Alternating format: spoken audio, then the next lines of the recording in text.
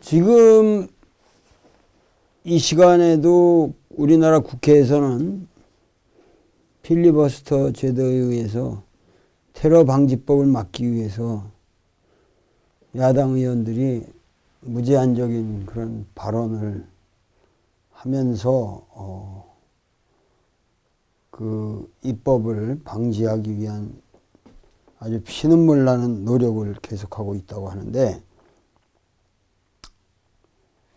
도대체 나라를 어떻게 이거를 끌고 가려고 하는지, 도대체 이 국가의 비전이 뭔지, 우리가 어떠한 국가를 만들려고 하는 것인지. 어차피 아리스토텔레스도 얘기하지만은 어차피 그 개인이 먼저 생기고 가정이 생기고 나중에 그것이 모여서 촌락을 형성하고 나중에 국가가 생겼지만은 그런 발생론적인 논리를 떠나서 우리가 국가와 인간을 생각할 적에 국가가 논리적으로 인간에게 선행하는 수밖에 없다. 왜냐하면은 그래서 그 유명한 아리스토텔레스가 인간은 정치적 동물이다. political animal이라고 이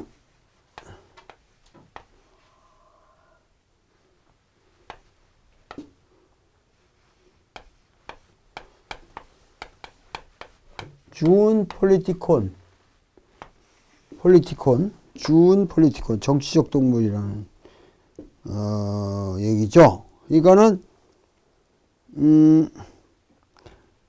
사실 현실적으로 우리 인간이라고 하는 게 불행하게도 나 혼자 개인으로서 뭐 행복하다든가 나 혼자로서 선을 구현한다는 게 가능해야 되는데 사실 가능하진 않죠. 왜냐면은 우리가 국가에 소속돼 있고 그 개인의 모든 가치의 실현이 그 국가의 어떠한 국가 생활에 있어서만 가능한 것이기 때문에 나의 개인 생활이 아니라 사실은 국가 생활의 일부가 되어 있기 때문에 그러기 때문에 인간이라는 것은 국가를 떠나서는 존재할 수 없다는 것이죠. 그래서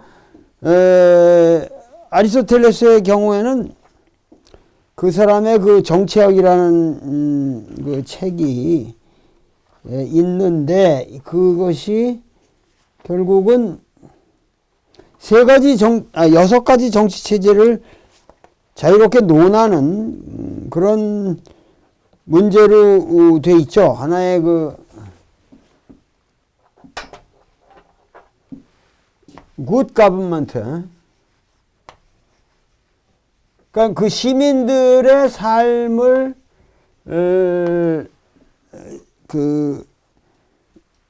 삶을 편하게 해주고 시민들의 사회 전체의 이익을 목표로 하는 그런 정치, 이런 것은 좋은 정치고, 이제 시민들의 삶과 관계없이 자기들의 정치 체제만의 존속을 정치 체제만의 존속을 위한 것, 그것만을 돌보는 정치는 아주 나쁜 정치책이란 말이죠. 그래서 좋은 정치 체제에 들어가는 것이 모나르키, 군주제도가 제일 먼저 들어가고, 그 다음에 아리스토크라시, 귀족 정치. 아리스토크라시라는 것은 덕이 있는 지식인들이 지배하는 정치이고, 그 다음에 입헌 정치라는 말을 썼는데, 구체적으로 내가 이걸 constitutional government죠. 그렇지 않으면 이걸 시민정치라고 폴리티라고 한다고 그러는데 폴리티. 그리고 이제 세계의 나쁜 정치로 뽑는 것이 우리가 말하는 독재 정치죠. 근데 이거 참주 정치라고 보통 번역하죠. 타이러니, 참주 정치. 그 다음에 올리가키.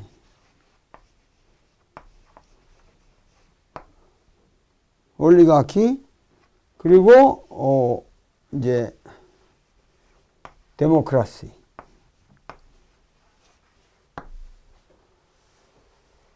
사실은 이 나쁜 정치, 좋은 정치가 서로 이렇게 이게 상반되는 거죠. 모나키와 타이러니 서로 다른 측면으로 이렇게 보여지는 건데 하여튼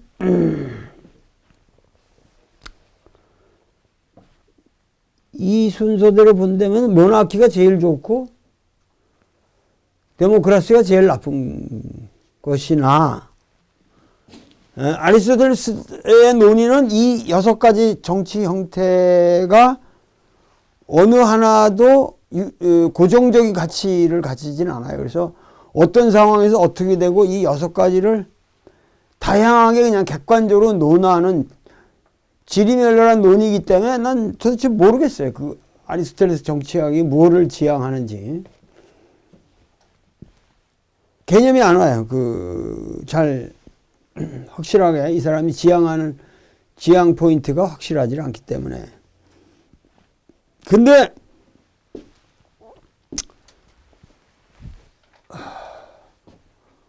우리나라 지금 현재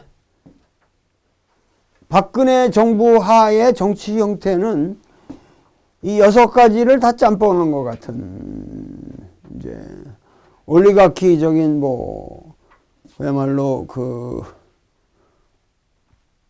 몇 개의 기업이 나라를 말아먹는 건 그 올리가키거든. 우리나라. 그리고 이제 청와대에 앉아있는 대통령이 거의 황제 권력을 휘두르고 앉았고. 이건 타이러니죠. 또 나는 아버지와 같은 군주를 이어가고 있는 나는 대한민국의 모나크다. 이렇게 생각하고 있겠죠. 모나키가 되는 거고. 한국의 우수한 관료들을 뽑아서 지혜로운 자들이 위에서 좀 다스리는 아리스토크라시. 컨스티튜셔널이니까 이 데모크라시라는 건 우리나라 또 있는 거니까. 그러니까 이게 도대체 어떻게 보면은 여러 가지 정치 형태를 두서없이 논하고 있기 때문에 모르겠어요. 우리나라가 이 6개 다 짬뽕하고 있는 것 같다는 생각이 드는데 도대체 이 멀쩡한 나라에서 지금 테러 방지법을 그렇게 시민들을 불법적이라고 우리가 여태까지 말해왔던 조사나 체포를 테러를 명분으로 해서 함부로 아무나 그런 의법 조치를 거치지 않고 국정원에서 마음대로 할 수 있다고 한다면 지금 대한민국 시민들은 불안에 떨며 살 수밖에 없는 거죠. 근데 결국 국가라는 것은 결국은 시민들이 행복한 삶을 살도록 만들어주는 것을 위해서 존재하는 것이다. 이것이 아리스토텔레스 정치학의 아주 출발이에요. 근데 총체적으로 얘기를 한다면 결국은 뭐냐면 아리스토텔레스 철학의 이게 아리스토텔레스 철학뿐만 아니라 希腊전체 철학에 깔려있는 사상에 있어서는 이걸 인간이라고 우리가 놓고 본다면 인간이라고 놓다면 인간을 구성하는 여러 요소 중에 제일 꼭대기에 있는 게 뭐겠어요, 그러면? 이게 진료 없는 형상 가시 놓여질 거 아니에요. 여기 제일 바닥에 있는 건 뭐겠어요? 형상 없는 진료. 응? formless matter란 말이야. 형상 없는 진료란 말이야. 그러니까 이게 순수하게 물리적인 거고 이것이 순수하게 정신적인 거라고 친다면 마찬가지로 최상의 정치도 이러한 최상의 지적인 관조에 도달한 사람들이 다스리는 사회예요. 이게 정치학 이론이나 이 사람의 윤리학 이론이나 형이상학이나 일치되는 거라고 결국은. 그게 뭐냐 하는 것에 정치 형태는 이게 여러 가지가 있어도 문제는 결국 사람이 그 다스리는 사람이 최소한 그 페르클레스 시대의 모델이 있는 거죠. 이게 지금 코스모폴리탄 시대에 살았음에도 불구하고 이 사람은 모델이 철저히 폴리스란 말이에요. 코스모폴리스가 아니라. 그러니까 알렉산더 시대의 어떠한 정치 상황은 반영되어 있질 않아요. 이 아리스토텔레스 정치학이라는 것이. 그런데 그 뭐 우리 같은 도울 김용옥 같은 사람도 뭐 맘대로 저거 좀 이상한다 그러면 맘대로 조사할 수 있다는 거 아니에요 지금. 그런 사회를 만들겠다는 건데 과연 이 강의를 들으신 여러분들이 그런 법을 왜 지금 우리나라처럼 이렇게 테러가 없는 나라에 있어서 세계에서 가장 테러가 없는 나라인데 이런 나라에 그런 법을 구태여 만들 이유가 뭐냐. 이게 전부가 결국은 방공법과 관련돼 있고 지금 북한 사태와 관련돼 있단 말이에요. 그러면 북한이라는 것은 항상 그러니까 뭔가 선거 때만 되면은 그러니까 선거를 자체의 비전을 가지고 국민들을 위대하게 편하게 살 수 있도록 해주는 데에 정치가들이 그 자체의 논리를 가지고 책략과 방략을 내놔가면서 이 정견을 내놔야 되는데 그런 것이 없이 반드시 항상 그 북한이라고 하는 함수를 갖다가 국내 정치를 움직이려고 하는 거고 도배질하려고 한다는 것이 우리 사회에 지금 거의 이승만 정권 이래 여태까지 고질병 아니에요. 이 고질병에서 단지 그 김대중이라는 사람이 조금 진취적인 입장을 취했고 하다못해 이 노무현 같은 사람만 해도 뭐냐면 그 당시 그 정읍 사람 그 국회의장 누구지? 김원기가 국회의장하고 그 당시 거의 그 당시 지금 야당이지만 그 당시 여당 이 과반수를 훨씬 넘은 그런 상황에서 마음대로 법을 통과할 수 있는 그런 상황에서 방공법을 국가보안법이라는 걸 갖다가 그냥 하루아침에 폐기할 수 있는 다 준비가 돼 있고 말만 하면 되는데 도장 꽝꽝 치려고 그러고 있었는데 난 김원기한테 직접 들은 얘기인데 근데 내가 정치구단이니까 정치구단 말 들으라고 그게 뭐 지금 다 휴지 쪽이 된 건데 그거 괜히 없앤다고 그래서 또 풍파를 일으킬 필요 없다 이런 식으로 해가지고 그 아까운 기회를 넘겼잖아요. 그리고 그러니까 도대체 일관되게 지금 그 북한이라고 하는 정치 함수를 근원적으로 벗어나려는 노력이 지금 우리나라에게는 없는 거란 말이야. 그러니까 그건 뭐냐면은 6.25라고 하는 이 전쟁의 피해가 아직까지도 이렇게 정신적으로 우리에게 집요한가. 그러니까는 그 많은 영화가 나왔지만 아직도 우리나라는 6.25를 객관적으로 다룬 시각에서 다룬 영화가 거의 없다. 마찬가지로 지금 우리는 지금 남북 문제를 하나의 세계 정치 사회에서 어떤 정당한 그 시각으로 아직도 바라보고 있지를 못하다 그 말이죠. 근데 이 휠레와 진료라는 것과 그 에이도스의 이러한 변증법적인 이런 아리스토텔레스 형이상학을 나는 고려대학 교수 시절에 최동희 교수님하고 우리 철학과 최동희 교수님하고 어디 뭐 산을 같이 가든가 그러면서 토론한 적이 있는데 사실 내가 그 박사학위를 쓴 사람 중에서 박사학위를 쓴 그 명말 청초의 사상가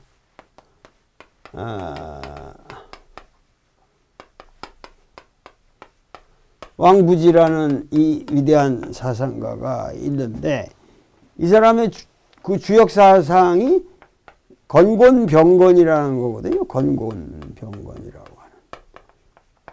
건곤병건이다.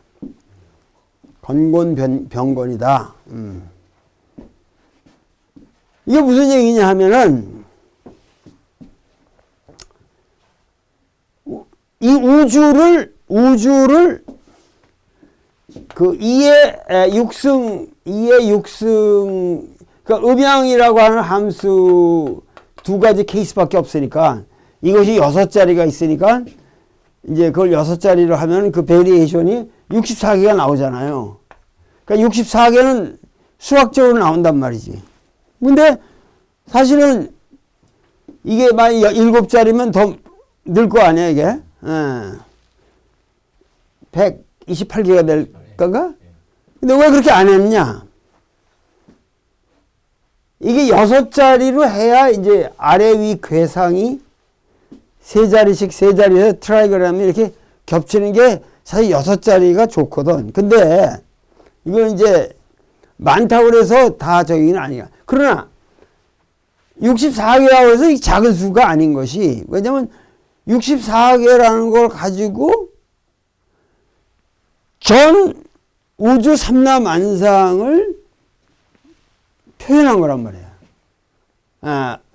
그러니까 전 우주의 삼라만상이 음과 양이 섞이는 모습이란 말이야, 결국은. 그렇잖아? 무슨 꾀든지 간에 만약에 이렇게 이렇게 했다 그러면 하여튼 음과 양이 섞이는 모습이잖아요.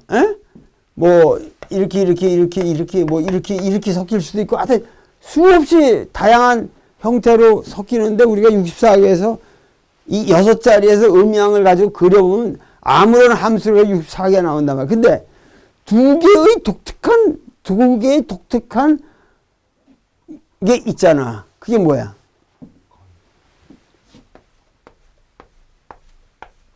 섞이지 않았잖아, 이게. 예? 그리고 음문의 건곤이면 어떻게 돼? 이게 섞이지 않았잖아, 이게. 그러니까 섞이지 않았다는 거는 뭐냐면 이거는 건괴와 곤괴는 우주에서 빠져야 된다는 거예요. 그 건괴와 곤괴는 존재할 수가 없다 이거야. 이 왕부지 얘기가. 그러니까 얼마나 명말 청초에 이미 위대한 생각을 했나 보라고. 그러면 이 세 개의 모습은 뭐겠어요? 62개라는 거지. 그렇지 않아? 62개고 건괴와 곤괴는 62개의 하나의 추상적인 극단적인 상징성이라는 거야. 그러니까 예를 들면 말이야, 아리스토텔레스에서 formless 휠레라는 거, 형상 없는 진료라는 게 존재하겠어요, 안 존재하겠어요? 존재하지 않죠, 사실은. 네? 그리고 메탈레스 폼이라는 게 존재하겠어요, 안 존재하겠어요? 그 존재하지 않는다면 현상 물체에서는 인간에게 있어서도 그러니까 건괴와 곤괴가 여기 있고 이것이 다 섞인 모습이 62개인데 이 62개의 어떤 괴든지 간에 지금 보라고 어떤 괴든지 간에 이런 반대괴가 성립하잖아요. 응? 반대 이 방통이라고 그러던가 하여튼 방통괴라고 그러던가 하여튼 옆으로 말이야 이렇게 반대되는 괴가 성립하잖아요. 이게 아래위로 되고 다 여러 가지 방식으로 되는데 요 괴가 사실은 한 짝이라는 거지. 이렇게 되면 이렇게 됐잖아요. 이거는 이렇게 될 거 아니에요. 예? 그러면 64개가 다 이렇게 상관되는 짝을 갖게 된다는 거야. 이 사람 괴풀이는 그렇게 되면은 이걸 씌워보세요. 이걸 다 12개를 통틀어서 씌워보면 어떻게 해서 여기에 반드시 건이 6개, 곤이 6개가 나온다고. 그렇잖아? 건이 6개, 곤이 6개 나오니까 어느 괴든지 건괴와 곤괴는 들어가 있다는 거지. 알고 보면 건괴와 곤괴는 62개에 다 들어가 어떤 방식으로 다 들어가 있다는 거야. 스며 들어가 있다는 거지. 그러니까 순수한 추상성으로서의 이 건괴와 곤괴라는 걸 상징적으로 그래서 앞에다가 내놓고 그 다음에 이제 각 괴들의 효풀이라든가 이런 것이 이렇게 나온다는 건데 하여튼 이게 오묘한 학설인데 아리스토텔레스나 같은 얘기라고 이게. 그렇잖아? 그러니까 아리스토텔레스에게 있어서 인간 존재라는 건 이 위로 올라갈수록 영혼이 맑은 그야말로 순수한 그 지적인 관조를 할 수 있는 그러니까 불교 사상에 있어서도 우리가 견성이라든가 말이야 이게 견이라는 게 이게 다르사나라고 그래서 이게 본다라는 거지만 이게 지적인 어떤 관조거든. 이 관조. 이 득도를 하고 견성을 하면 이게 견불이란 말이야. 견성이라는 게 결국 견불이란 말이야. 이게. 부처가 되는 거야, 지가. 예? 그러니까 이거를 이제 contemplation이거든. contemplate니까. contemplation이잖아. 이 contemplation을 뭐라 그래? 이거를 테오리아라고 그러는 거란 말이야. 히라버르는. 에? 테오리아. 에? 그 이론이라는 게 테오리아의 세계라는 게 테오리아. 에? 하나의 이게 지적인 우주를 관조하는 거란 말이야. 이게. 관조하는 거란 말이야. 그러니까 이게 히랍 사상에 있어서 그 수학에 대한 내류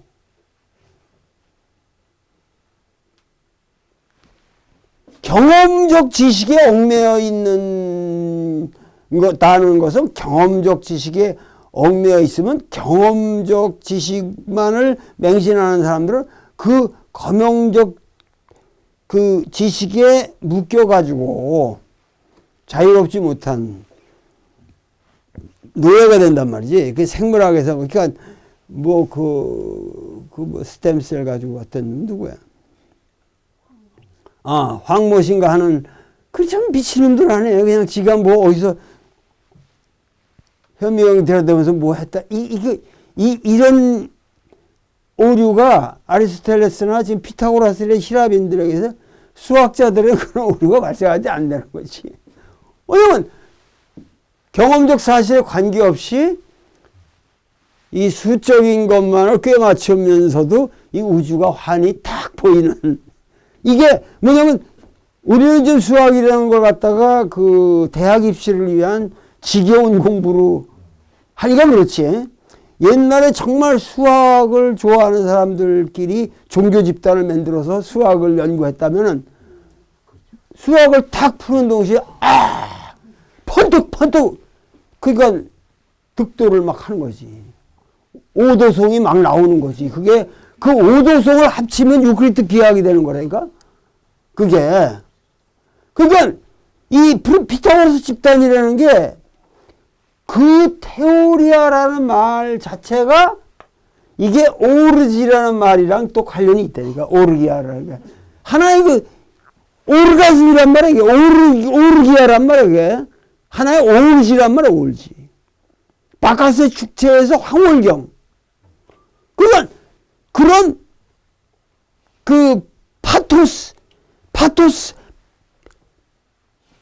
근데 파토스적인 관조란 말이야.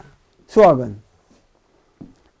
그러니까 이게 지금 우리는 지금 대강 우리적 사회를 저기 하는데 이게 이 히라빈들의 수학과 이 소위 말해서 감각을 초월한 지성, 이 이데아적인 세계의 예지계라고 하는 이거 끊임없는 이 이원성이라는 게 완전히 이렇게 둘로 딱 나눠졌다기보다 이 한 몸에서 이렇게 얽혀 있는 거야, 이것도.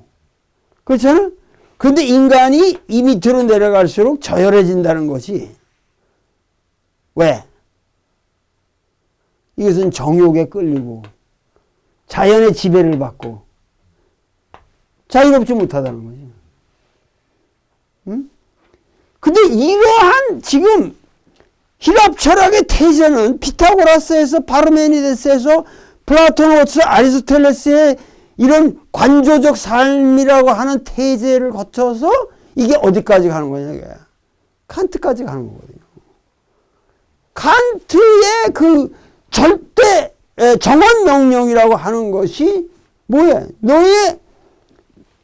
너의 한드레조 다스 디 막심의 다인의 필레 너의 의지의 경륜이 예더 사이트 항상 언제나 동시에 알게마인의 게세스케붕이라고 그러거든. 알게마인의 보편적 입법의 프린시프 원리로서 프린시플로서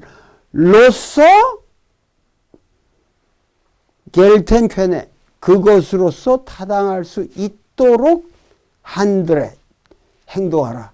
act so that 그러니까 너의 이 행동이 단순히 나의 개인적인 하나의 행위의 맥심이 아니라 보편적 원리로서 내가 어떤 행동을 하든 그것이 나의 행동으로 끝나는 게 아니라 그 박근혜가 지가 저기라면 지가 그렇게 당할 수 있는 걸 생각해 봐야지. 그래서 저는 지금 이제 아주 편한 자리에 앉았다 그래서 아무 새끼나 다 테러법으로 몰아서 조사할 수 있게 만들어라.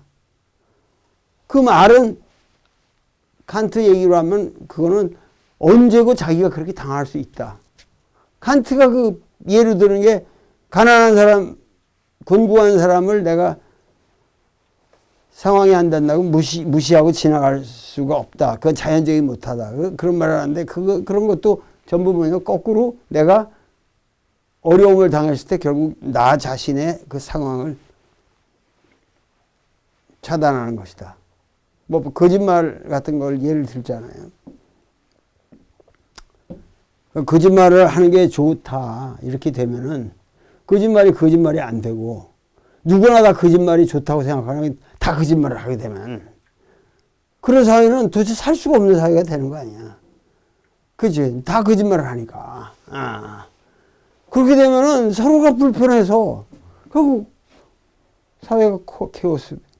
그러니까 칸트의 도덕 윤리가 뭐 저기 한 게 아니라 그 사람은 그런 식의 어떤 자기 개인의 인격에서 나오는 그런 어떤 도덕적 양심이라는 거를 그 선의지라고 하는 것, 인간에게 내면에 있는 선의지라는 걸 절대적으로 놓고 보기 때문에 정말 그 칸트의 이론이 대단한 게 아니라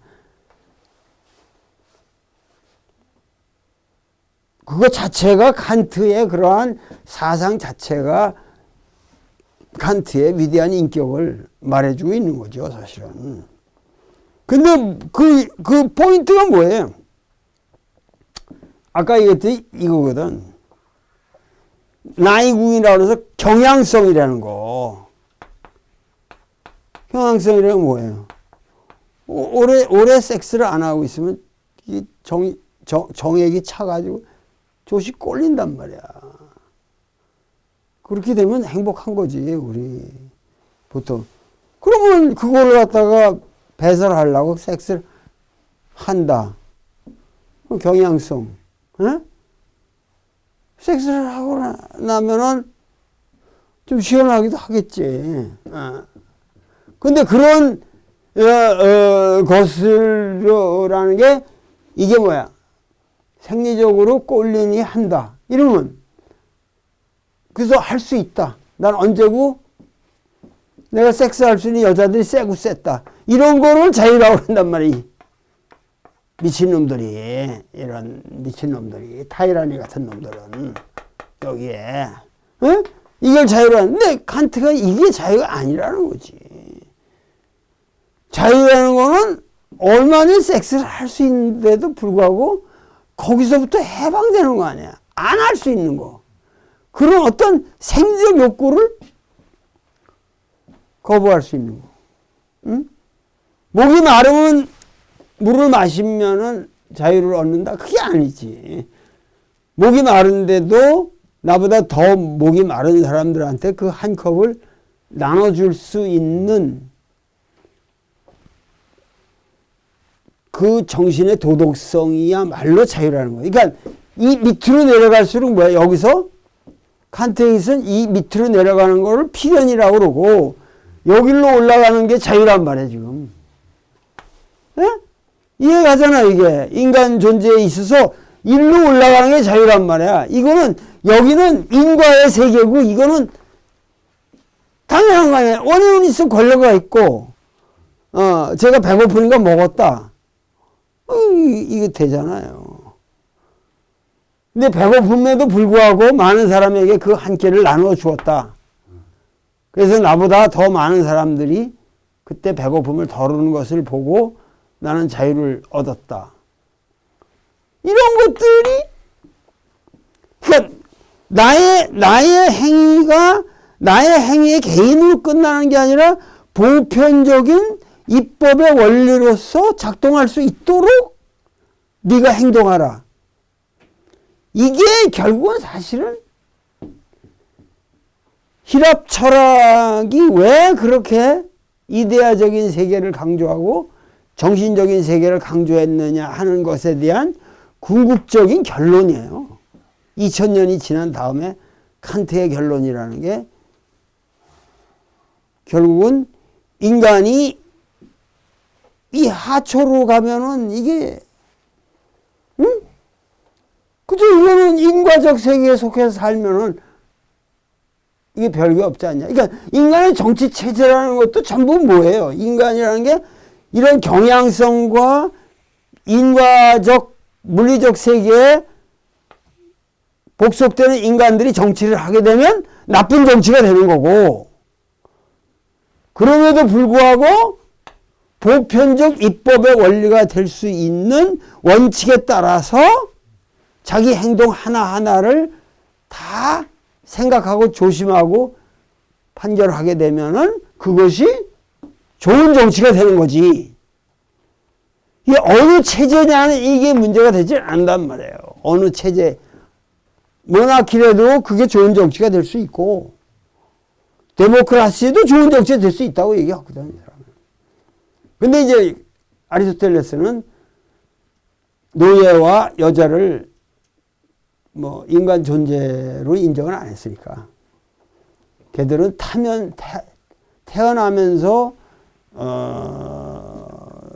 지배를 받아야만 되는 그런 좀 저급한 본성을 타고났다 이렇게 말하니까 오늘날 민주사회에서 볼 때 아리스토텔레스 정치학이라는 거를 그러나 아리스토텔레스는 그 시민들의 이 정치 이 세계에 있어서는 뭔가 그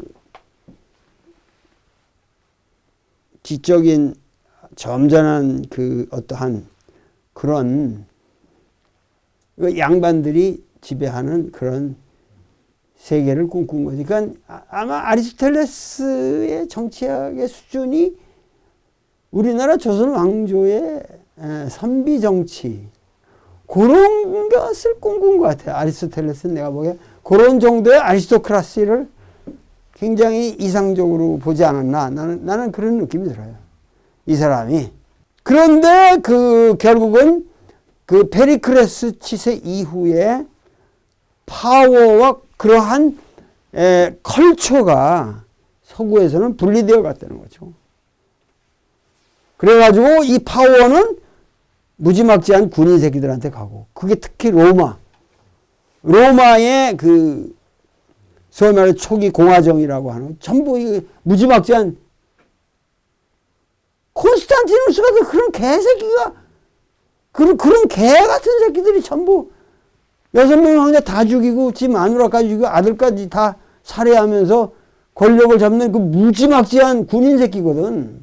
그걸 우리가 지금 콘스탄티누스 무슨 대제라고 말이야 기독교 공인했다고 그래서 그거를 야 그런 무지막지한 놈들이 이 러셀도 뭐냐면은 그런 무지막지한 새끼들이 그 아리스토텔레스가 말하는 귀족 정치에 있으면 파워를 가져가게 되고 문화는 다 뭐냐면은 노예로 내려갔다는 거예요. 그래서 대부분의 그 문화의 전승자들은 로마 시대의 노예 계급이었다는 거예요. 그래서 그것이 이제 게르만족으로 가고 뭐 하면서 하층으로 이렇게 내려가다가 다시 이제 르네상스기에 다시 이제 그 상승세를 타고 16세기, 17세기에 그런 점잖은 양반 정치가 서구에서 꽃을 피웠다는 거지. 그러다가 이제 불란서 혁명 이래로 다시 좆됐다는 거야. 불란서 혁명, 미국 혁명 이래로 다시 천박한 새끼들이 그러니까 그 귀족주의적인 입장에 보면 천박한 놈들이 세계를 잡기 시작해서 지금 한 3세기 흘러왔다는 거지. 이 러셀은 그렇게 보는 거예요. 재밌는 관점이라고. 그 이유는 불란서 혁명으로 인해서 그런 귀족 계급들이 타도된 거 하고 둘째는 뭐냐면 산업혁명으로 사회 자체가 천박해져 버렸다는 거예요. 그리고 세 번째로 대중교육이 책임이 있다는 거지. 대중교육이 전혀 옛날 같은 그런 귀족 교육을 거부했다는 거지. 천박한 교육만 시켰다는 거지. 이 논의도 문제가 있을 수 있겠으나 사실은 오늘 우리가 생각하고 있는 이 대중사회라는 것을 전제로 해놓고 보면 과연 이 대중사회에서 위대한 정치가가 나오겠냐 이거 한번 생각해 볼 만한 얘기라는 거예요. 결국은 그러한 고등한 소위 말해서 네? 매터레스 폼의 경제까지 그 근접하는 그러한 고결한 정신세계. 그러니까 지금은 그 삼부류, 항상 얘기하는 그 퍼블릭 게임에서 야구장이나 올림픽 게임에서 제일 천박한 계급이 뭐야? 아리스토텔레스에 의하면은 거기서 모여가지고 그 모인 사람들 대놓고 장사하는 놈들. 거기 가보면 그 스튜디오 가면 그 밑이 이렇게 돼 있잖아요. 이렇게 쭉 해가지고 빽이 앉는 이렇게 돼 있잖아. 그 밑에가 비었다고. 그 밑에 전체가 상가라고. 옛날에 거기가 싸그리 바사르에 이게 그 칸칸 다 돼가지고 그거 차지하고서 이제 거기다 점포하고 그 올림픽이라는 게 그거 장사하는 놈들 이 천지거든. 그게 제일 천박한 놈들이고 그 다음에 이제 경기 참가하는 운동선수들이고 제 상층 계급이 그러니까 제일 밑에 있는 놈들이 요 놈들이 그 상인들이고 요 중간에 있는 놈들이 이제 경기 참가자들이고 제 위에 있는 놈들이 뭐겠어요? 스펙테이터죠. 딱 앉아가지고. 그것도 인도 가면 저 뒤로 갈수록 더 돈이 비싸거든. 그것도 저 위에서 전체를 보는 자리에 앉아 있는 거. 이거 그 인도 가서 극장 제일 뒤가 난 싫은데 그게 제일 비싸더라고. 제일 고급이라면 제일 뒤에 주더라고.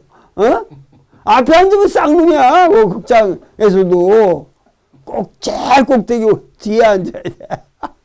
근데 그게 아리스토텔레스 전통에 남아있는 거라니까. 스펙테이터의 자리에 왜 이렇게 뭐 스크린 앞에 와서 자식이 이러고 보냐 이거지. 멀리서 막 인도 영화는 춤도 추고 이거 어지럽거든. 여기서 이렇게 스펙테이터로서 앉아 쫙 보는 거. 전체를 전관한다. 이게 테오리아라는 거죠. 관상, 하나의 관조. 그런 것이 이게 이제 그 아리스토텔레스의 이상이었다는 거지. 근데 지금은 뭐야? 지금은 이 새끼들이 제일 대접받은 거고, 그 저기로서는 연예인들 스포츠, 이 새끼들이 다, 대중의 우상이 돼서 날치고 있고, 얘들은 이제 완전히 천박해지고, 이 자리에 이 새끼들이 또 올라가 앉아 있는 거잖아, 지금. 그러니까 똑같으니까 동양 동서양이 산업공상에서 상인이 제일 밑에 있었던 거예요, 서양도. 그래서 아리스토텔레스가 제일 여기서 아리스토텔레스의 가장 그 악영이 뭐냐면은 돈이라는 거는 교환을 위해서 있는 거지 이자를 위해서 있는 게 아니다. 이게 아리스토텔레스 철학의 그러니까 중생인 내면을 통해서 그 이자를 받는 놈들에 대한 아주 질시가 있었는데 이게 아리스토텔레스가 그렇게 규정을 해놨거든. 그래가지고 유대인들이 그 금융업을 장악하게 되는 것이 아리스토텔레스의 영향이라는 거거든. 돈이라는 거는 교환을 위한 것이지. 구매를 위한 것이고 그 수단으로 간편하게 만들기 위해서 한 거지. 그 돈 갖고 있다는 것 자체를 가지고 돈을 버는 거 이건 흉악한 놈들이다. 이게 아주 아리스토텔레스 정치학의 대전제로 있거든. 은행업에 대한 아주 저주가 있단 말이야. 그러니까 이런 세부적인 얘기들이 많아요. 근데 결국은 그 아리스토텔레스의 그러한 얘기들, 참 우리 옛날에 양반들 얘기나 똑같은 얘기라는 얘기죠. 그러니까 전 세계가 철학이 별게 아니라는 얘기야. 전 세계 철학이 결국 갖고 같은 얘기라는 거야. 갖고 같은 얘기인데 그저 하나 얘기해 준다면 이러한 칸트가 말한 대로 이것이 만약에 그런 보편적인 어떤 원리로서의 그런 근데 때로는 또 그런 수학적인 기하학적인 도노의 체험이 과격한 하나의 그 독단으로 작용할 수도 있다. 그것이 우리가 해결할 수 없는 숙제라는 거죠. 그래서 하여튼 히랍 사상에서 우리가 또 그 나름대로 많은 인간의 문제를 우리가 파악할 수 있는데, 결국 알고 보면 다 그렇고 그런 얘기고, 그 인간의 보편적인 문제를 다루고 있다. 주역이라는 것도 우리가 이렇게 알고 보면 아주 샘플한 얘기라는 거지. 아리스토텔레스의 형이상학과 주역이 다른 게 아니라는 거지. 그러니까 이러한 문제들을 지금 내 나이가 돼서 조금 보이기 시작하는데 아무도 이런 강의를 하는 사람도 없고 생각하는 사람도 없습니다.